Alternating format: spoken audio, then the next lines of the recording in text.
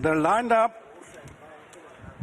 They're off in the Dubai duty-free Irish Derby, with 3 of the first 4 home at Epsom clashing once again. A mile and a half to go, and it is Adelaide River who takes them along in the end of the first furlong from San Antonio in the blue cap. Handy in third is Auguste Rodan, who's followed by Proud and Regal. Covent Garden next, then Spreewell with a couple of lengths to Up and Under alongside the grey white birch, and the back marker is Peking Opera.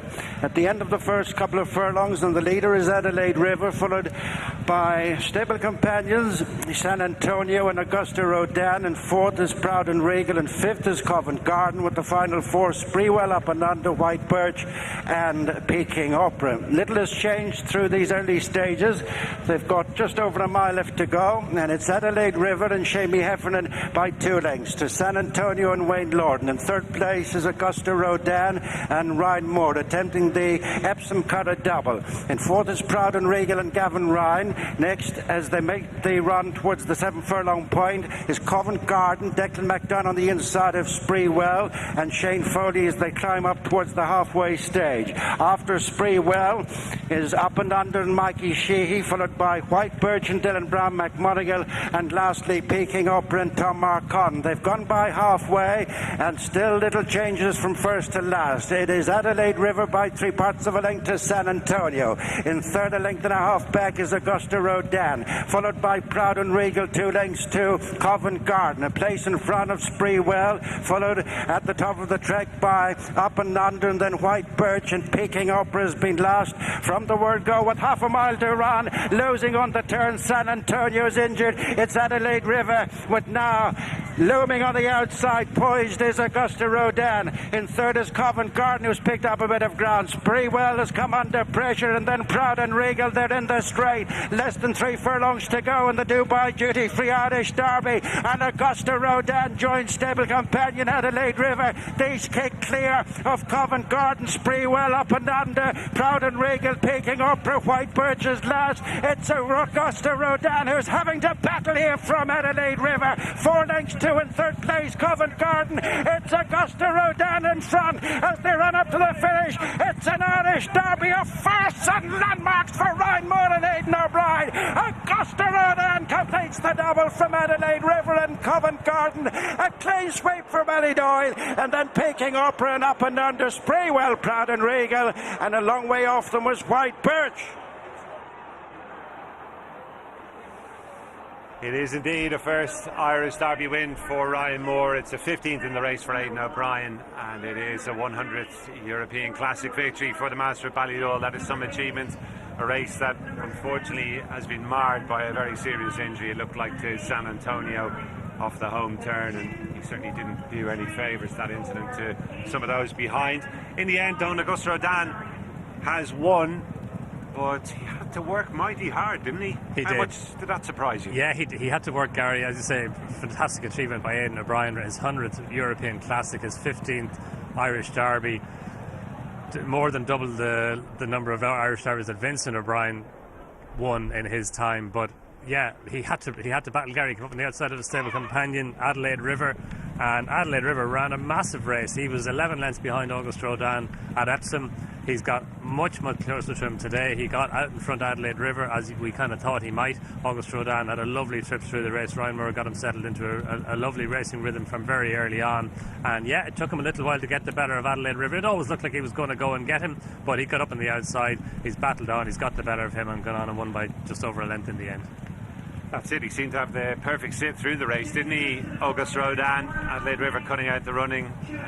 Up on his outside is San Antonio. Keep our fingers crossed there, but it didn't look good, I'm afraid, for San Antonio. And hopefully, obviously, Wayne Lorden is okay as well. But it was as you expected on the kind of phalanx of other Coolmore horses around Auguste Rodan there, as he sat in third position. And I think once they got into the straight, and after the sad incident with San Antonio, we were just expecting him to really open up and win by a big margin, but it didn't happen. Is your initial reaction, maybe initial feeling, Adelaide River is taking a big step forward, or is Auguste Rodan just underperformed? Yeah, it's hard to know, Gary, because of the, as you say, the sad incident to San Antonio. Because when Auguste Rodan came up on the outside, it did look like he was going to go on and win quite well. But Adelaide River, like the two of them pulled well clear of their rivals. White Birch couldn't get going, and he had an excuse again. Sprewell has kept going without closing on the leaders, but the two of them pulled well clear. So you'd have to say that initial reaction is that Adelaide River has probably stepped forward quite a bit definitely from Epsom, and probably on anything that he's done before. Sprewell was interfered with in the incident with San Antonio, but to me he looked like he was starting to struggle at the time anyway. And White Birch has to go down as the huge disappointment. Don, he went in pretty quietly in the end at the second attempt, but never really made any inroads at all, did he? No, he couldn't get close. Look, he wasn't helped by the incident either, Gary, so you can maybe give him a pass for this, because it's not his running. He's well out the back. It's not a step forward at all. It's a step backwards from his Epsom Derby run, but I think you can give him a pass based on how the race developed. And it's just here that Auguste Rodan gets the better of Adelaide River. He just goes on, and he kind of ground it out, didn't he? He didn't show an electric turn of foot to come clear. He just kind of grounded it out and got the job done. And the rank outsider, Covent Garden, seems to have run above himself in third as well, so plenty of food for thought there. You would have to say, though, Don, that this weekend the Curragh does seem to have been favouring horses racing prominently. I guess that could well have played its part in the way things have panned out as well, could it? Yeah, look, all weekend, Gary, and it's often the case at the Curragh on quick ground, it's hard to make ground from the rear. You really don't want to be too far off the pace unless they go a breakneck pace up front, unless they go too fast. And Adelaide River was ridden forward by Shamey Heffernan. He stretched him out down the back straight, and he just kept on going. Whereas Auguste Rodan had to go and get him. Look, he was handy as well, just in behind the pace, so he had the ideal trip through the race, and he's gone on and won well, I'm sure. In the record books, Aidan O'Brien's 100th European Classic, it won't be how he did it, it's that he did it, and he's done it. He's got the job done. He's won well in the end. Here we are from the overhead angle off the home turn. This is where the eventual winner Auguste Rodan takes the measure of Adelaide River, but as I say, he's unable to put much daylight between himself and his stable companion. Adelaide River running a big race in second spot, and Covent Garden, as I say, his third place finish would be a little bit of a head scratcher as well, given that he was, I suppose, so unfancy beforehand on, but he did have a good position through the run, which again potentially could have counted for plenty. Yeah, no, he was a big prize, Covent Garden. He was the outsider of the whole field, I think, but yeah, he's kept on and provided Aidan O'Brien with another 1, 2, 3 in the Irish Derby. Might well just prove to be one of those days when this horse has won without managing to be quite at his brilliant best. And in terms of his future prospects, Don, the rest of the season, how do you see the cards potentially falling for him? Yeah, look, he can do what he wants to do now, Gary. A mile and a half looks like his trip. He stays this trip well, but I'm sure the team will have a think about it. Could he drop back down to 10 furlongs? Probably he could later on in the season. He's a Group 1 winner over a mile last season. He won the KPMG Champions race at Leopardstown on Champions Weekend as well, over a mile, so he has that pace. He sees out a mile and a half well. He's really well-bred horse by Deep Impact out of Rhododendron, and she won Group 1 races at 2, at 3 and at 4. The Galileo mare from a really good family. His granddam was halfway to heaven, who won, I think, three Group 1s as well, including a Nassau Stakes and an Irish Guineas. So lots of depth to Auguste Rodan's pedigree as well. Ryan Moore just outlining how it went from his perspective to the Kilmore partners, and slightly muted reception, I suppose, more so than you might expect given the circumstances there. That nasty incident with San Antonio, maybe not quite the performance many would have expected from Auguste Rodan, but he's got the job done. That is the main thing. It's something you often hear about teams in various sports, some being able to win when perhaps they aren't quite at their best, and every chance you'd imagine that maybe he will be back in the sort of form he was at Epsom for later on in the season. Perhaps. Yeah, like his run at Epsom, like he showed an electric turn of foot at Epsom, didn't he, to go and catch King of Steel, and the pair of them pulled well clear. Just you were expecting that he would show that boot, that real pace, turn of foot. that we saw at Epsom. We maybe just didn't see it today, but as you say, Gary, he stuck on willingly and gutsily, got the better of his stable companion, and you never really thought that he wasn't going to go and do it, did you? Like he just always felt he was getting there. Yes, that is the long and short of it. And Ryan Moore, well, it was a bit of an anomaly that he hadn't won this race before now, Don. I'm sure nonetheless, well, he never gives too much away. He'd be very relieved just to tick that particular box, won't he? I'm sure he'd be delighted. Like an Irish Derby, it was a kind of a glaring omission from his CV, really, and now that box is ticked, and all is well in the universe.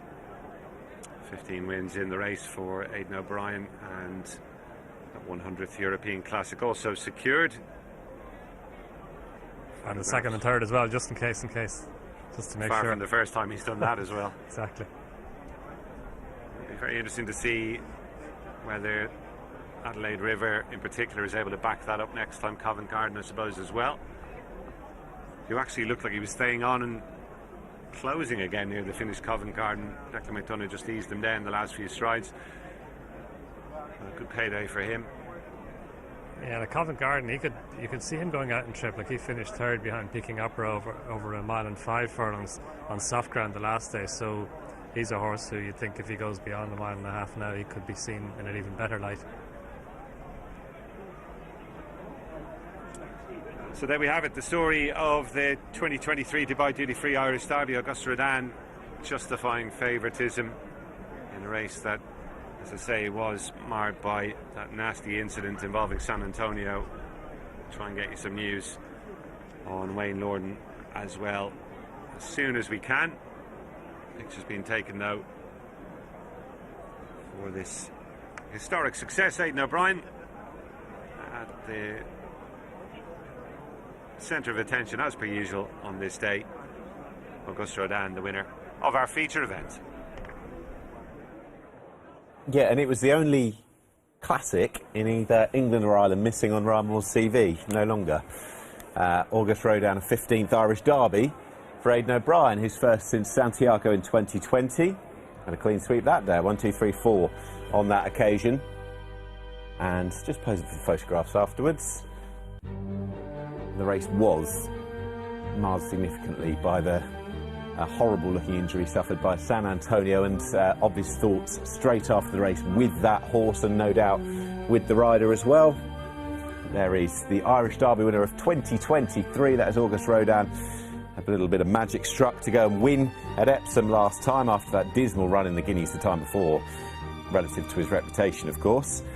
But bang back to form on that occasion has completed the Epsom Curragh double, following the likes of Galileo, High Chaparral, Camelot and Australia, the 5th horse trained by Aidan O'Brien to do the Epsom Curragh double. 4 to 11 favourite, big prices the other two, Adelaide River 33 to 1, Covent Garden 80 to 1, clean sweep Ballydoyle.